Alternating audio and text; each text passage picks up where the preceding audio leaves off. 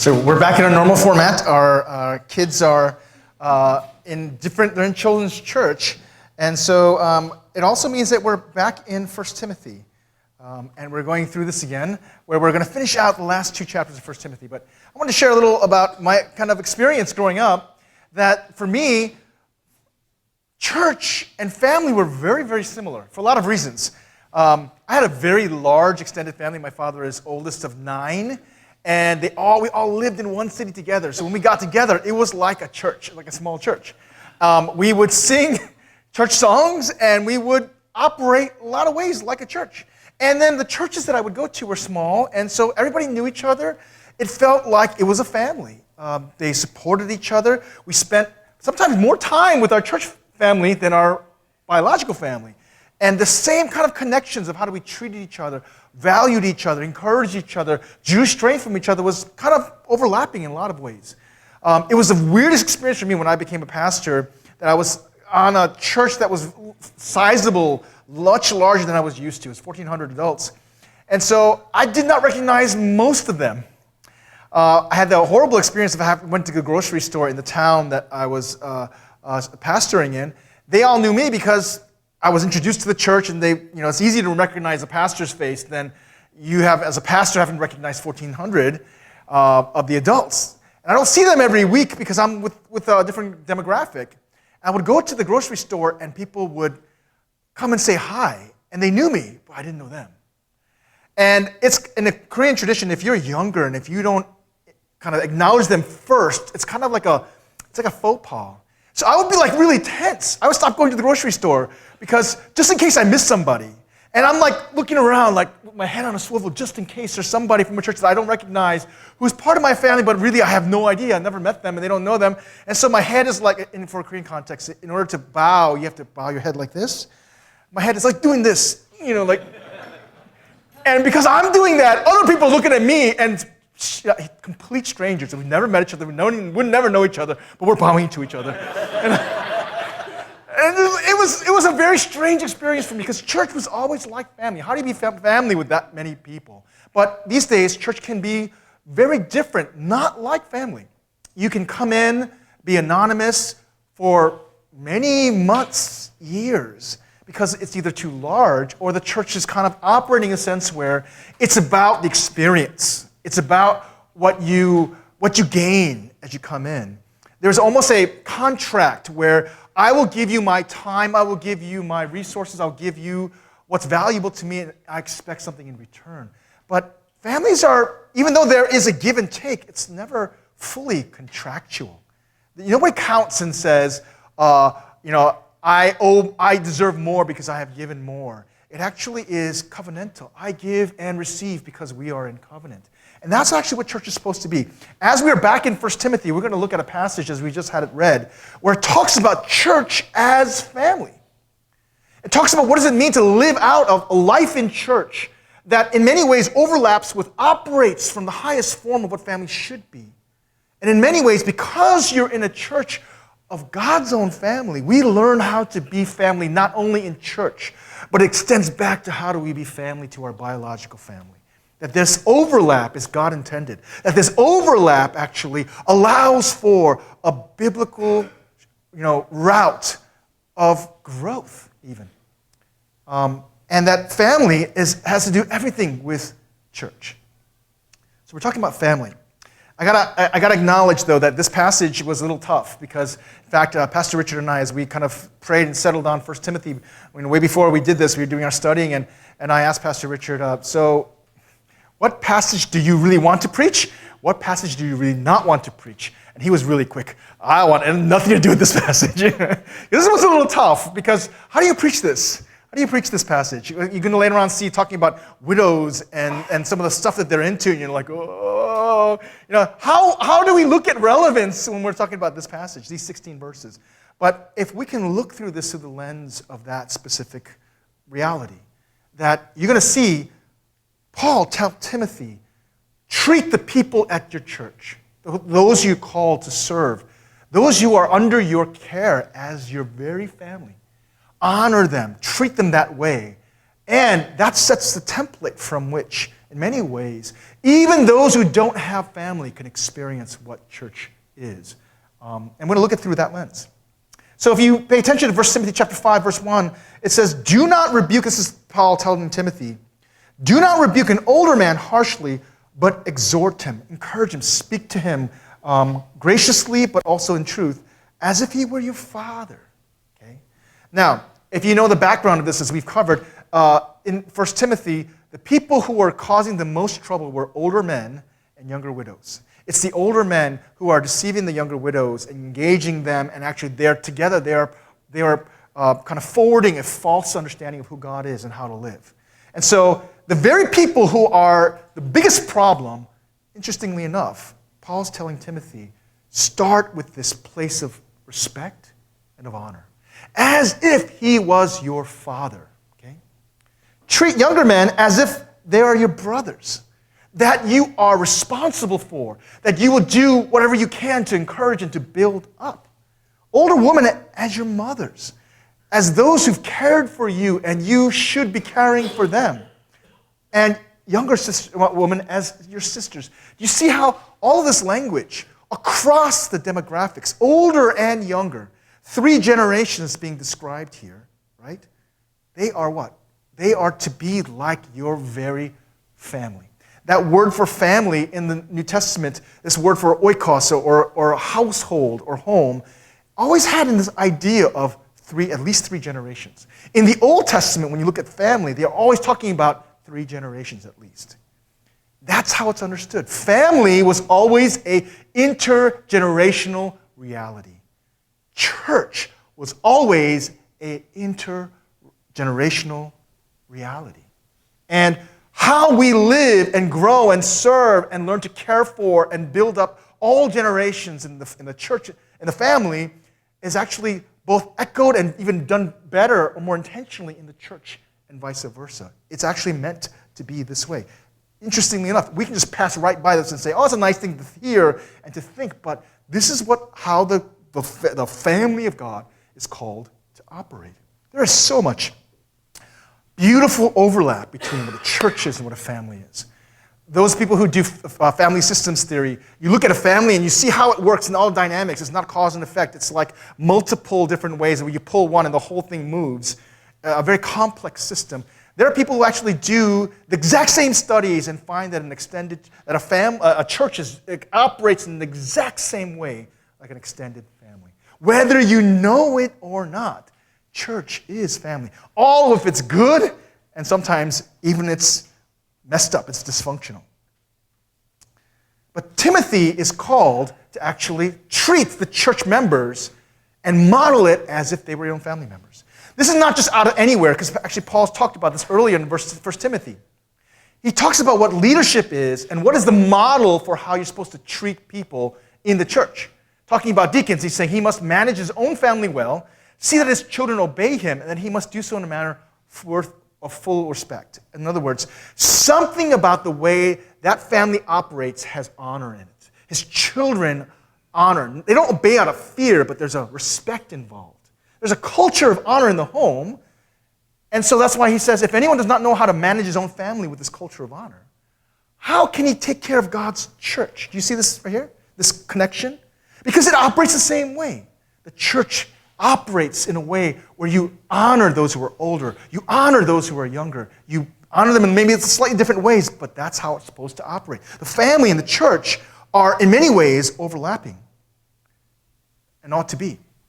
Later on in that same chapter, Paul says, if I'm delayed, you will know how God's people ought to conduct themselves, how they're supposed to live, in what way, what culture are they supposed to live out in God's household. That's the family word, which is the church of the living God, the pillar and foundation of the truth.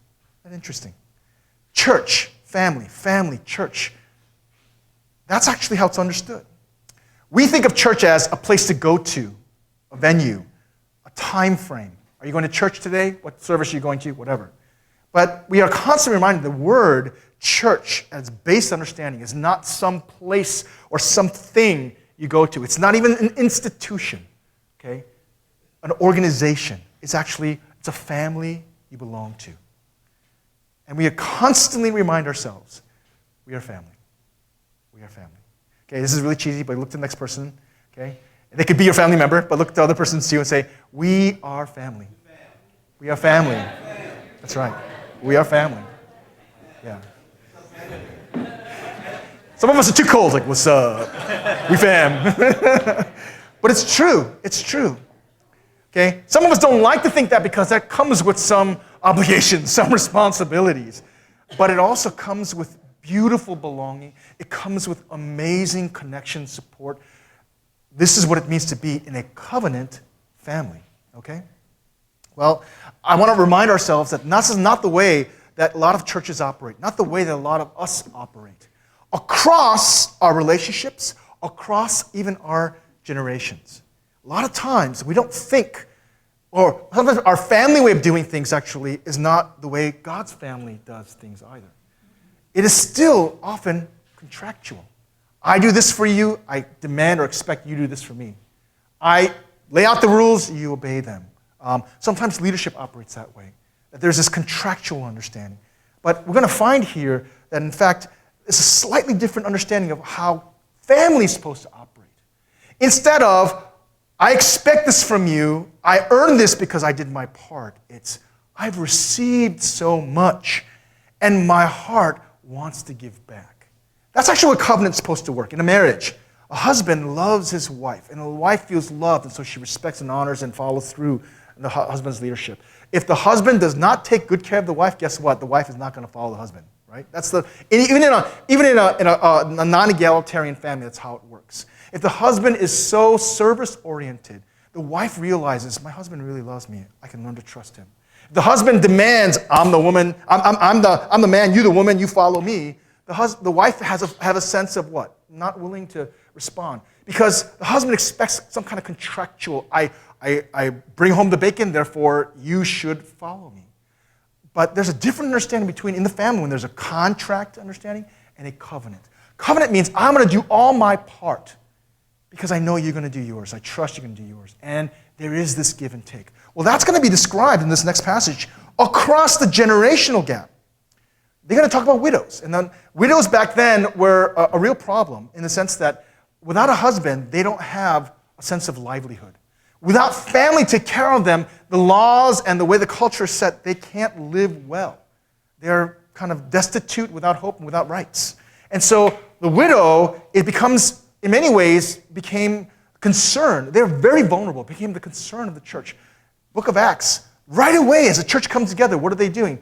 They're trying to figure out how to minister to the widows because it's a real situation here. The widows and the orphans were the people in primary need. And here we're finding that the church has care for those who are not even their own family. And they're ministering as if they were their own moms, taking care of them. And there is this give and take. And it's also talking about what it looks like to navigate this situation in church family as well as in your own family. Verse 3, Paul's telling Timothy, give proper recognition, honor to those widows who are really in need. Honor in terms of providing for them, caring for them, giving them dignity. But if a widow has children or grandchildren, these should learn, first of all, to put their religion to practice by caring for their own family. Makes sense, doesn't it? The church doesn't take everybody else's needs, and it's not like some kind of social organization. Instead, the family itself should take care of the family. And watch this. It's interesting. The culture of the family should operate this way, repaying their parents and grandparents where this is pleasing to God. This sounds like contractual, right? I received, for some of us, $1 million worth of care, and so I owe my parents at least that much, or my grandparents. It sounds contractual, and in fact, a lot of people are looking at family through the lens of contract. But this might help us. Whenever debt is used in language like this, in terms of relationships in the New Testament, Romans chapter 13:8 kind of reminds us this way, let no debt remain outstanding. In other words, don't live out, whether it's a financial life of debt or a relational life of debt, except the continuing debt to love one another. In other words, we have been so loved by God. We've been so loved by other people. No matter what we do, we have a debt. We get, because we are so thankful, because we've received so much, there's this feeling of not just, I have to, but I want to give it back. I want to care for those who've cared for me. Isn't that how a relationship, a friendship, a marriage, a parental-child relationship works too? Yeah? That I've received, and somebody who has received and doesn't care and has no compassion for, has no thought for somebody who's been the giver, something's really wrong. But when there's love, there's this interesting form of debt, right? I've received from you. No, I've received from you. Let me give you. Oh, let me give you. That's a beautiful form of a covenant relationship across friendships, across marriages, especially in family. So what is it saying? That children should realize God has given you so much through your parents and grandparents that a part of what it means to live in family is when it comes time to actually give that back to them, because you've got a debt of love. Here's the interesting part. Let me go back here. Here's the interesting part. There are a lot of people actually who are really looking and thinking through relationships through the lens of contract. Anybody remember your social studies class? You took John Locke? Anybody remember John Locke? Okay, I'm the only geek in this room? Okay, that's fine. It was some of the basis of understanding democracy and one of the forerunners of how eventually our Constitution came into place. Basically saying a government only really has authority if the people make a contract, a social contract to make it for them. In other words, relationship is all based on choice, upon contract. Well, there's a guy who recently has been developing this in a philosophical context. I heard this through a Christian thinker and writer named Dallas Willard, who was also a USC philosophy professor most of his life. And he would teach this to his students in a secular setting. He would say, this guy is talking about, let's look at our relationships purely through that. All relationships are contract-oriented.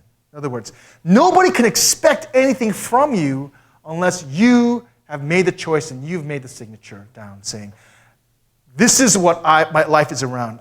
Everything revolves around my power of choice and everything is contractual. So he's saying, let's apply that to the family. In this idea of family, and it might sound strange to you, but this is what people are following through on. This is what the thinkers are following through on. This is what's sometimes coming in our culture. You don't owe anything to your parents because why? You never chose them as your parents, right? I mean, they decided to give you all this stuff, but, they can't ask you to obey because where did you sign the contract? Where did you make the choice? You're my father, you're my mother, right? Isn't that interesting? And as he was saying this, he would look around and amongst the diverse crowd of his students. He says the Asians and the Hispanics were in horror. What? It goes against everything that they have heard. All the Anglos, he said, and he's an Anglo person, he says, they're like, I can live like this. I can live around this. Not to say that Anglos are all like this, but actually that's where our culture can move toward. It's so easy to think it in that lens. But family, God's way of doing family is very different. It is a constant receiving of love unearned that stirs our heart to give love, not as a form of, I'm just going to give you exactly what I owe you with bitterness, but actually, it's a continuing debt. No matter how much I give back, I could never give back enough. That's a description of what love looks like. Who are we supposed to do this for? Not just those who can give us something, okay, more. Our parents and our grandparents, okay, 3 generations. It's talking about what it means to express love and honor and care for those who've cared for us. If you have received care, guess what? It is a way of expressing that back, and it is a covenantal expression of that. That's how family's supposed to run. This constant flow of care that stirs your heart to want to care, if not to the very person who gave it to you, then to somebody else, because you have a continuing debt of love. That's how it's being described here, that we have to call to operate in. Not just to those who are our age or those who are younger. Sometimes we have a sense of responsibility and a call to care for our children, so on and so forth. A lot of times we don't even realize this because we're feeding into our own needs and our own desires. But actually for the one who is the most vulnerable, the one who actually cannot give us much, as we might think, but actually we're called to. Our parents and our grandparents. It is, and I'm going to talk about this just a bit, something that's going to become very relevant to us. But we are reminded that what is the reason why? Not because we have signed a contract and we owe and bad consequences will come, but actually because this is what it looks like to operate in God's household. It says here, Children who are grandchildren who have a widow, a grandmother or a mother who's a widow, they are called to care for, provide for, nurture financially, relationally, spiritually, their own grandmother who's a widow or their own mother who's a widow. And as they're doing, they are learning to put their religion into practice. They are learning that this is what a faith life looks like. A couple verses later, they talk about how anyone who doesn't do this, doesn't care for your own family, basically has denied the faith. Well, that's pretty strong language. It's a way of saying, you have rejected God as a covenant family maker.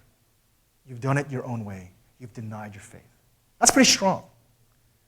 That's how it's always been. If you do not honor your father or your mother, caring for them when it's time for their needs to be cared for, you have rejected God. That's what Jesus says to the very people, these Pharisees, who provided a loophole and said, if you just give this much money, a korban, to the temple, you don't have to take care of your parents. People were doing that. And Jesus says, the prophet Isaiah was right. You speak all these beautiful words, but your hearts are so far from me. This is the proof you allow this to happen. When God said, honor your father and mother, and you allow this, you've denied the faith. You've not taken your religion into practice. This is where the church calls us to live out family relationships better, fuller, in a covenant way. In a way where we honor our parents and our grandparents. How do you honor them in the language of Jesus? You take care of them physically, financially, emotionally, spiritually, especially when it's costly, when they require a lot of care, because it is the way to live out the life of faith. This has become so relevant because in the United States, our population is aging like crazy. In other words, we are already at a period of time where the amount of people over 65 compared to the whole population, it's at like 10 or 12, 13%. It's the highest it's ever been in human history. Okay?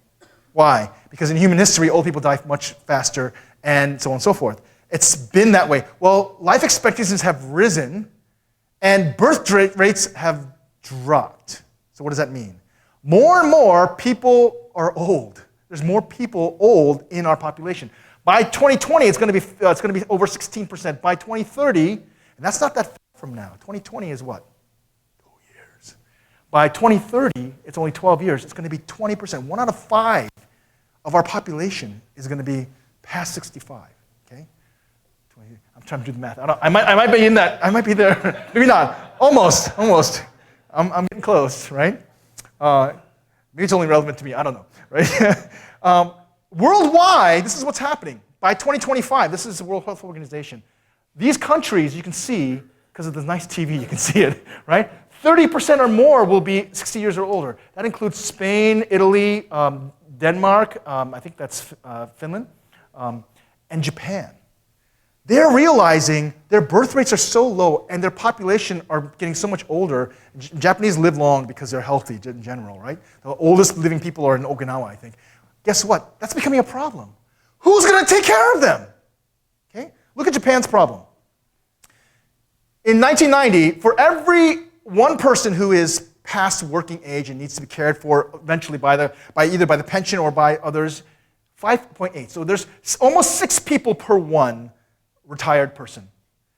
Year 2000, now that number dropped to 4. By year 225, that's 7 years from now. There's only going to be 2 people for every 1 person who's retired. Okay? And their birth rates are such that that's not going to plateau, it's going to get worse.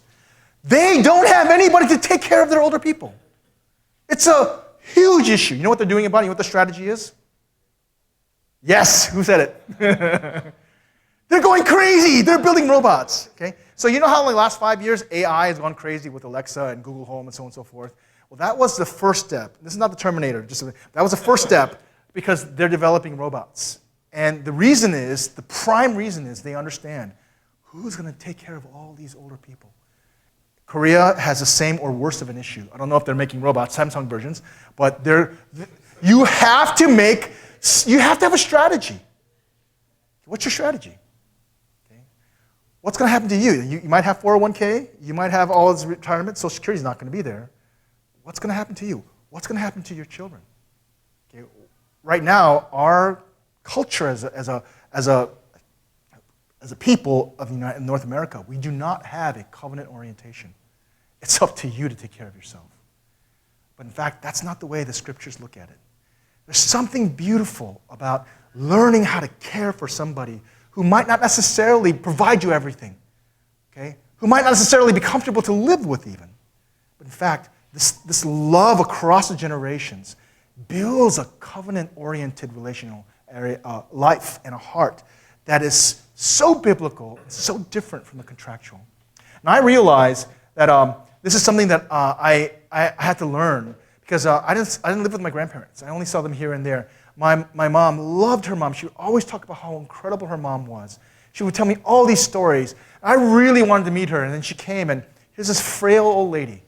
And I couldn't understand her because my Korean wasn't very good.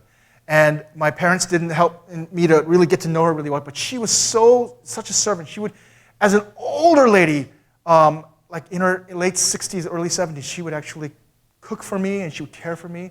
And as an adolescent, I really regret not really paying attention to her. She would want to share her faith in her life, and I just kind of blew her off. I would make fun of her because she was very gassy, and she would go up the stairs. She would let out one per step. And my sister and I, we would laugh. And I look back later and like, oh my gosh, that was my learning opportunity to know what it's like to repay, to care for those who've poured into me, even through my mom.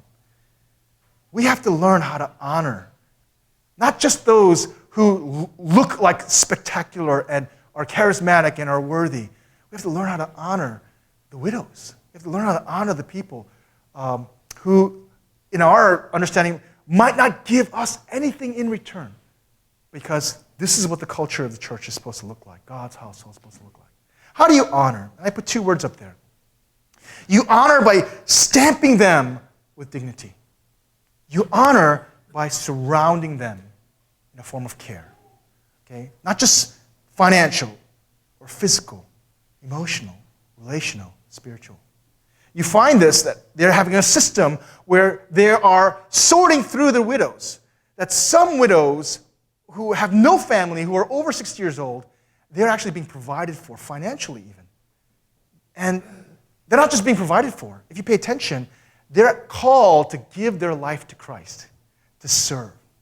Isn't that interesting? They're saying to these widows, you've gone through a horrible loss. You might have no family left. You might feel like there's nothing left for you to do in this life. God stamps you with dignity and say, you have a role to play. You can serve.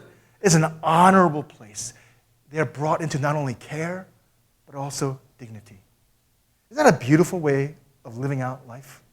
That every person in the family of God, whether they might feel like it or not, maybe they've been so broken they feel like they have nothing to offer, they're given the stamp of dignity. They are surrounded with care. Later on, you do see that the younger widows took advantage of that, and they wanted to get on the list. But it's not because they are not in need or have the faith to. And he's saying that's where family should fall through. And I'm not going to go into the details of this, but you're going to find a little later that the younger widows, they're talking and they're being kind of led on by the elders, and they're doing all this not so healthy stuff. And so he has to speak into that. But this whole passage, you can see the assumptions that drives how do you live out life in this intergenerational context. It has something to say about what kind of family life we lead. It has something to say about how we live this family life as a church.